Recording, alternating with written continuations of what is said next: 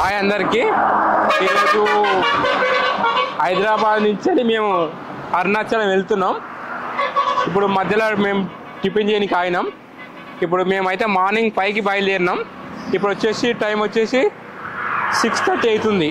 మేము 100 కిలోమీటర్స్ వచ్చేసాం జర్నీ. ఒకసారి మా ఒక బైక్ కూడా చూపిస్తా చూడండి.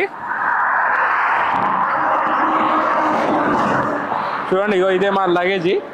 నేను మా ఫ్రెండ్ ఇద్దరం వచ్చినాం. ఇప్పుడు మేమైతే ఈ నుంచి ఇంకా నెక్స్ట్ మళ్ళీ ఎంత దూరం ఉంటుంది అవన్నీ మొత్తం చూపిస్తాం మీకు. ఎక్కడెక్కడ ఆగుతాం, ఏమేమి టెంపుల్ చూస్తామో అవన్నీ మీకు ఒకసారి చూపిస్తా చూడండి.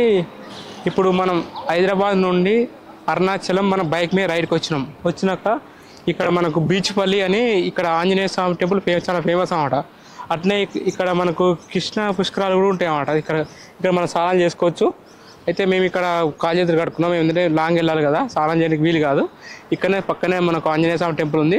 ఆ టెంపుల్ దర్శనం చేసుకొని మనం ఇక్కడ నెక్స్ట్ టెంపుల్ మీకు చూపిస్తా, ఓకేనా. ఇప్పుడు మనం అలంపూర్లో ఉన్న తుంగభద్రి నదికి వచ్చినాం. ఇక్కడ పక్కనే మనకు జోగులాంబ టెంపుల్ ఉంటుంది. ఇక్కడ చూసుకోవచ్చు, పైన చూసుకోవచ్చు. ఇప్పుడు ఇట్లా ఎక్కినాం మేము. ఇట్లా ఎక్కి ఇట్లా దిగి ఇట్లా వచ్చి ఇక్కడ మేము ఇక్కడ వాటర్ ఇక్కడ చల్లుకున్నాం నెత్తిలా. అక్కడైతే మనకు స్నానాలు కూడా చేసుకోవచ్చు. ఇప్పుడు మనం జోగులాంబ టెంపుల్కి అమ్మవారి టెంపుల్ ఉంటుంది ఇక్కడ ఫేమస్. ఇది ఒక 5వ శక్తిపీఠం. ఆ టెంపుల్ మేము ఇప్పుడు దర్శనం చేసుకుంటున్నాం. ఆ వీడియో కూడా మీకు చూపిస్తాం. ఇదే మన తెలంగాణలో ఉన్న ఏకైక శక్తిపీఠం శ్రీ జోగులాంబ దేవి అమ్మవారి టెంపుల్. ఒకసారి మెయిన్ గుడి ఒకసారి మీకు చూపిస్తా, జూమ్ చేసి చూడండి. ఇప్పుడైతే ఇక్కడ దీనికి మన కెమెరా ఇట్లా అన్నీ అలవలేదు, ఫోన్ ఇట్లా. నేనైతే లాంగ్ నుంచి జూమ్ చేసి చూపిస్తున్నా. ఈ గుడి ఒక పాత ఫోటోలు కూడా చూపిస్తాను మీకు. ఒకప్పుడు ఎలా ఉండిన గుడి, ఒకప్పుడు గుడి ఇలా ఉండేది ఫొటోస్లలో. ఇప్పుడైతే దర్శనం అయితే అయిపోయింది. దర్శనం అయిపోయినాక మేము ఇక్కడ రాయచోటి నైట్ ఇక్కడనే ఇప్పుడు నైట్ 10 అవుతుంది. మేము అలంపూర్ నుండి రాయచోటికి వచ్చే వరకు ఎంత అంటే మనకు డిస్టెన్స్ 300 కిలోమీటర్స్ అన్నమాట మనకు డిస్టెన్స్. అంత దూరం మేము జర్నీ చేసినాం, కొంచెం ఇబ్బంది అయింది. ఇప్పుడు మన హైదరాబాద్ నుంచి వెళ్ళి రాయచోటికి 500 కిలోమీటర్స్. ఇప్పుడైతే ఇక్కడ మేము నైట్ స్టే చేసి రేపు మన కాణిపాకం అయితే వెళ్తాం. ఆ వీడియో కూడా మీకు చూపిస్తా. మీరైతే రాయచోటికి వెళ్తే ఒకసారి ఈ శంకర్ కేఫ్ అనే ఈ హోటల్లో ఒకసారి మీరైతే టిఫిన్ కంపల్సరీ చేయండి. ఇప్పుడైతే మనం కాణిపాకానికి అయితే వచ్చేసినాం. ఇక్కడ మనకు శ్రీ స్వయంభు వరసిద్ధి వినాయక స్వామివారిని దర్శనం చేసుకోనికి వచ్చినాం. ఇప్పుడు అలంపూర్ నుండి మన కాణిపాకానికి 375 కిలోమీటర్లు ఉంది డిస్టెన్స్. మేమైతే మన రాయచోట్ నుండి 9:30కి బయలుదేరినాం. ఇక్కడ మన కాణిపాకానికి రావడానికి మాకు 12 o'clock అయింది. ఏంటంటే మనం అనుకున్నంత ఈజీ కాదు. మన గూగుల్ మ్యాప్లో చూపిస్తాం మనకు 2 hours అని, కానీ అంత ఈజీ కాదు రావడం అనేది. లాంగ్ జర్నీ కదా, కొంచెం టైం పడుతుంది. ఇప్పుడైతే మనం ఒకసారి గుడి ఒకసారి చూడండి, ఒకసారి గుడి వీడియో. అయితే దీంట్లో కూడా మనకు మొబైల్స్ ఫోన్స్ అయితే అసలు అలవలేవు. మనకి ఇక్కడ అయితే బాగుంది, మంచిగా చాలా బాగుంది టెంపుల్. ఇదే మన వేలూరు దగ్గరలో ఉన్న శ్రీపురం గోల్డెన్ టెంపుల్. ఇది మన ఎంట్రన్స్ అన్నమాట. ఇక్కడ లోపలికి వెళ్తే మనకు మొబైల్స్ ఇట్లా అని అలా ఏం లేవు. ఇక్కడ మనకు మాత్రం చాలా బాగుంది. లోపల మాత్రం అది మేనేజ్మెంట్ చాలా బాగుంది. ఇప్పుడైతే మీకు కొన్ని ఫొటోస్ అయితే నేను చూపిస్తా, ఒకసారి ఆ ఫొటోస్ చూడండి. లోపలికైతే మనకు టెంపుల్ చాలా లాంగ్ ఉంది. మనకు ఎంట్రన్స్కి వాటికి మనకు ఫొటోస్ తీసినా కానీ మనకు టెంపుల్ అయితే ఏమాత్రం కూడా రాదు. ఒకసారి మీకు ఫోటో చూపిస్తా. ఒకసారి ఈ స్టార్ లెక్క ఉంది కదా, దీని మీద ప్రదక్షిణ చేయాలన్నమాట. నైట్ టైంలో అయితే మనకి ఈ టెంపుల్ చాలా డార్క్ కలర్లో మంచి గోల్డ్ కలర్లో అవపడుతుంది. మనకైతే ఫ్రీ దర్శనం అయితే దానికి ఒక టైమింగ్స్ ఉంటాయి.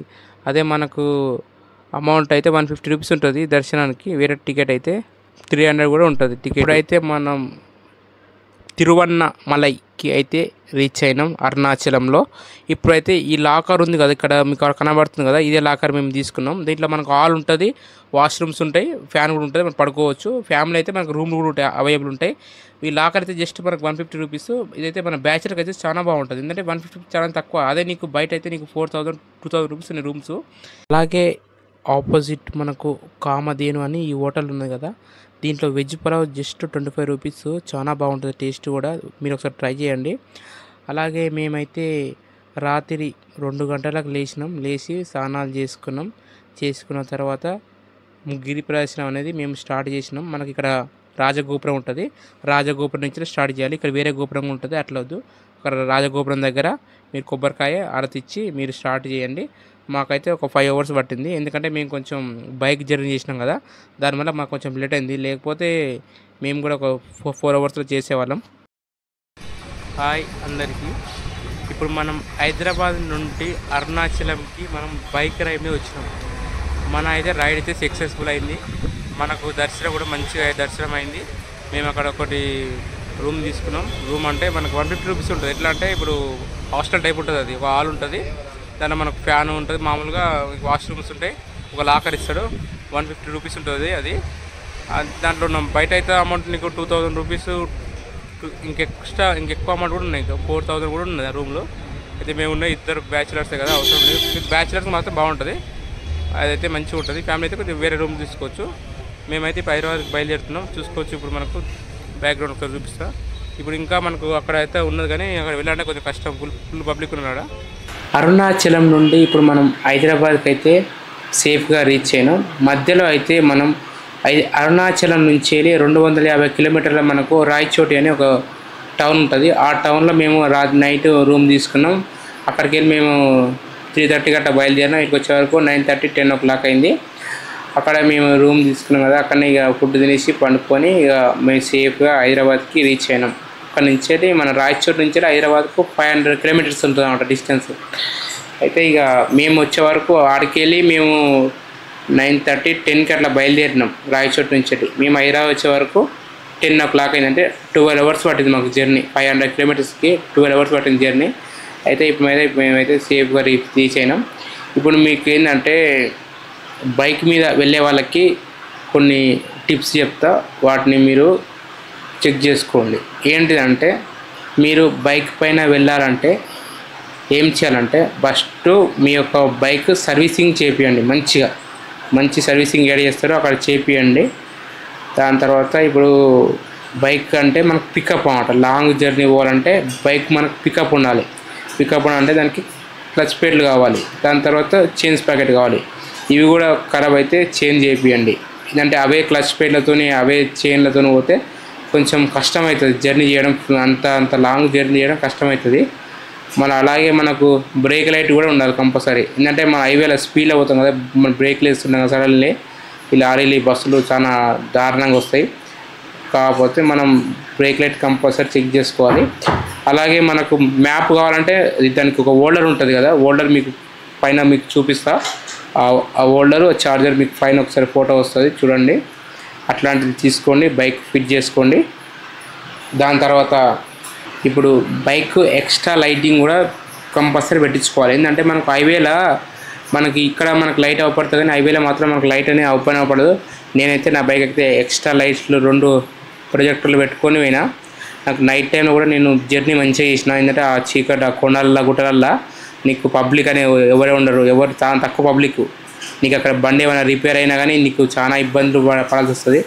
నాకైతే అలాంటి ప్రాబ్లం అయితే రాలేదు. ఎందుకంటే నేను ఒక 3 రోజులు ఆ బండి కంటిన్యూగా ఏమేమైనా ప్రతి ఒక్కటి చెకింగ్, ఒక్కొక్క బోల్ట్ కాంచి అన్నీ చెక్ చేసుకుని పోయినా. దానివల్ల నాకు ఎలాంటి ప్రాబ్లం అయితే రాలే. అట్టే నేను చైన్కు ఆయిల్ కూడా మనకి ఏంటంటే రన్నింగ్లో హీట్ అవుతుంది కదా, చైను హీట్ కావడం వల్ల చైన్కు ఆయిల్ ఉండదని ఆయిల్ డబ్బా కూడా ఒకటి ఆ చైన్ పక్క పంట ఒక దానికి కట్టుకొని తీసుకెళ్ళినా. అయితే ఇప్పుడు నెక్స్ట్ వచ్చేసి ఏంటంటే ఇప్పుడు మనం బైక్కి ఆర్సీ, లైసెన్స్, ఇన్సూరెన్స్, పొల్యూషన్ ఇవన్నీ కంపల్సరీ ఉండాలి. ఎందుకంటే మనం పక్క రాష్ట్రం వెళ్తున్నాం కదా, అక్కడ చెకింగ్ చేస్తారు కదా, మళ్ళీ అక్కడ వాళ్ళు ఏమైనా పోలీసులు ఏమైనా ఆపిలనుకో చాలా ఇబ్బంది అవుతుంది. మన దగ్గర లెక్క కాదు కదా. నేనైతే నా బండికి ఇన్సూరెన్స్ లేకుండా ఇన్సూరెన్స్ చేయించిన, పొల్యూషన్ చేయించిన, ఇవన్నీ చేయించిన, ఇలాంటి ప్రాబ్లం లేకుండా చేయించిన. నెక్స్ట్ వచ్చేసి మనం లగేజ్ ఇంపార్టెంట్ 100%. ఏంటంటే మన పక్క పూటే కాదు లగేజ్ ఎక్కువ తీసుకోనికి, మీకు ఎన్ని కావాలో అన్నీ తీసుకెళ్ళండి. లగేజ్ ఎంత తక్కువ లగేజ్ తీసుకెళ్తే మీకు అంత కంఫర్టబుల్ ఉంటుంది. ఏంటంటే ఇప్పుడు టెంపుల్ దగ్గరికి వెళ్తాం కదా, ఏమైనా ఐటమ్స్ కొనుక్కోవాలంటే చాలా ఇబ్బంది. నేనైతే ఎలాంటి ఐటమ్స్ అయితే ఏం తీసుకురాలి. ఏమన్నా ప్రసాదం కూడా జస్ట్ ఒక రెండు లడ్డూలు తీసుకొచ్చిన. మొత్తం మేమైతే 5 టెంపుల్ పోయినాం కానీ టెంపుల్ పోయినాం కానీ ప్రసాదం అయితే తీసుకురాలి. ఎలాంటి అక్కడ అమ్మేటివి ఉంటే ఏమన్నా ఏది తీసుకురాలి. ఎందుకంటే మాకు లగేజ్ అసలు బ్యాగులో అసలు ఒక మొబైల్ బట్టి అయితే కూడా ప్లేస్ లేకుండా ఉందన్నమాట. ఓకేనా. నెక్స్ట్ వచ్చేసి మీరు రెయిన్ కోట్ కంపల్సరీ తీసుకొని వెళ్ళాలి. రెయిన్ కోట్ ఎందుకంటే వర్షం పడుతుంది కదా, చాలా ఇబ్బంది అవుతుంది. వర్షం మాకు కూడా వర్షం పడింది, ప్లస్ మన గాలి దుమారం కూడా పెట్టింది. అక్కడక్కడ మధ్యలో ఆగినాం. ఇప్పుడు మనం టెంపుల్స్ గురించి మాట్లాడుకుందాం. ఇప్పుడు మనం బీచ్ ఆంజనేయ స్వామి టెంపుల్ అనేది ఏంటంటే మనకు రోడ్డు మీదనే ఉంటుంది. జస్ట్ మనం కర్నూలు వెళ్ళే రోడ్లో మనకు కృష్ణా నది ఆనుకొని బీచ్ ఆంజనేయ స్వామి టెంపుల్ ఉంటుంది. అక్కడ మనకైతే ప్రత్యేకంగా వెళ్ళాల్సిన అవసరం లేదు. మనం వెళ్ళే రోడ్లోనే, మన ఇప్పుడు అరుణాచలం వెళ్ళే రోడ్లోనే ఆ టెంపుల్ ఉంటుంది. దర్శనం చేసుకోవచ్చు. మాకైతే ఒక 15 మినిట్స్ పట్టింది దర్శనం చేసుకోనికి.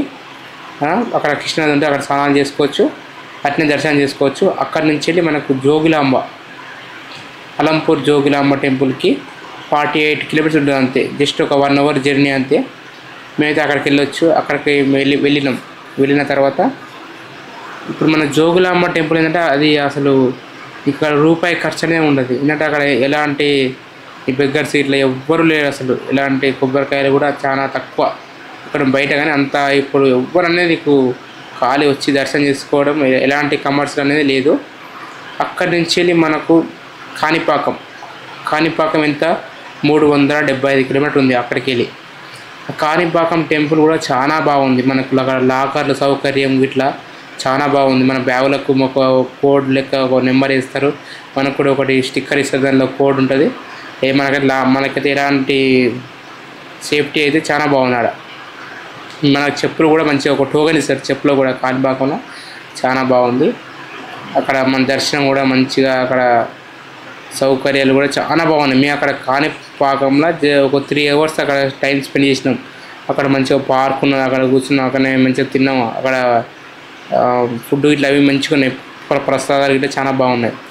అక్కడికి వెళ్ళి మేము మన గోల్డెన్ టెంపుల్కి వెళ్ళాం. గోల్డెన్ టెంపుల్కి వచ్చేసి 57 కిలోమీటర్స్. అక్కడికి వెళ్ళి గోల్డెన్ టెంపుల్ కూడా మొత్తం కొంచెం క్లాస్, మొత్తం టెంపుల్ మొత్తం నీట్గా ఉంది.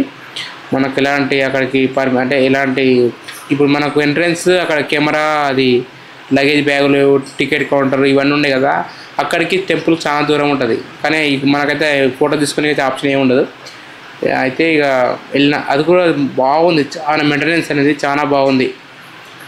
నాకు చాలా నచ్చింది. ఒక క్లాస్ ఉంది, చాలా బాగుంది.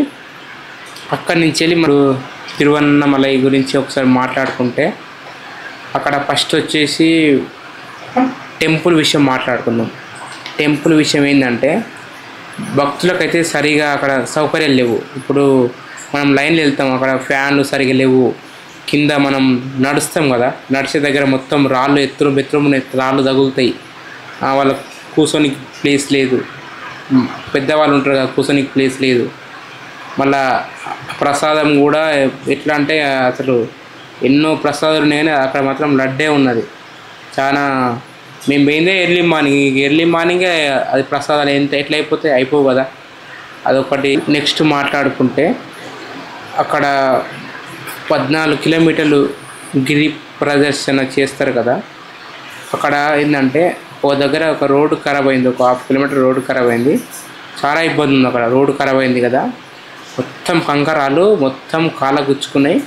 చాలామంది భక్తులు కూడా గుచ్చుకున్నాయి. 1/2 కిలోమీటర్ సరే రోడ్డు రిపేర్ చేస్తుండే కరెక్టే, కానీ దానికి మ్యాట్ వేస్తే సరిపోతుంది. ఇప్పుడు ఇన్ని అసలు వేల మంది లక్షల మంది భక్తులు అట్లా వస్తున్నప్పుడు ఏంటంటే వాళ్ళు అనేది సరిగా భక్తులకు ఏం చేస్తలేరు, ఖాళీ వదిలేసిన అంతే. వచ్చిన వాళ్ళకైతే ఎలాంటి సౌకర్యం అయితే ఏముండవు.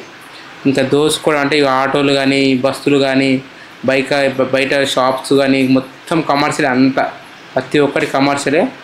ఇప్పుడు మన తెలుగు రాష్ట్రాల మీదనే అంతా నడుస్తుంది. అక్కడ అంత కమర్షియల్ అయిపోయింది. ఇప్పుడు గిరి ప్రదర్శన చేస్తారు కదా, ఇప్పుడు మనం చుట్టూ టెంపుల్ ఉంటాయి, శివలింగాలు ఉంటాయి. వాటికి వెళ్తుంటే మధ్య రాళ్ళు ఉంటున్నాయి, రాళ్ళు ఖుషిగా ఉంటున్నాయి, రాళ్ళు గుచ్చుకుంటున్నాయి. ఇప్పుడు వాళ్ళు మరి అక్కడ మ్యాట్ అనేది అని వేయాలి కదా. ముందే మనం ప్రదర్శన చేసి ఎట్లుంటుంది అంటే కాళ్ళు మొత్తం ఇట్లా అయితే పానా పెయిన్ ఉంటుంది.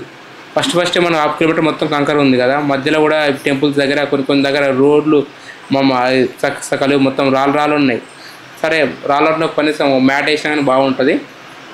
అక్కడక్కడ ఏమైనా వాటర్ సౌకర్యం పెడితే బాగుంటుంది. ఫ్రీ వాటర్ మొత్తం వాటర్ బాటిల్స్, ఇది మన కోకోనట్, ఇవి మొత్తం అన్నీ పైసలే, అంతే. ఏం చేసినా పైసలే, అన్నీ పైసలే. కానీ అంతగానో అనేది సౌకర్యం. మీరైతే అరుణాచలం వస్తే మాత్రం కంపల్సరీ డబ్బులు అయితే చాలా పెట్టుకొని రావాలి. మనకి ఏది కావాలన్నా సరే ప్రతి ఒక్కటి పైసలే, మనకు ఫ్రీ అయితే ఏమి ఉండదు అక్కడ. ఖాళీ మనకు వెళ్తేప్పుడు ఒక లడ్డు ఇస్తారు, అది కూడా స్టార్టింగ్ మేము ఫ్రీ ఇవ్వరు అనుకున్నాం. లాస్ట్లో ఎగ్జిట్ గోపురం దగ్గర అక్కడ ఇచ్చినారు. మేము ప్రసాదం ఎక్కడ ఇస్తారని చాలా వెతికినాం. మేము ఇంత పెద్ద గుడి ప్రసాదం ఇవ్వరు అనుకున్నాం, కానీ లాస్ట్లో చిన్న ఒక లడ్డు ఇచ్చిళ్ళు. ఇంత అంటే ఒక చిన్న ఇంత ఉంటుంది అంతే లడ్డు ఇచ్చిళ్ళు ప్రసాదం. Thank you for the watching. Please subscribe my channel.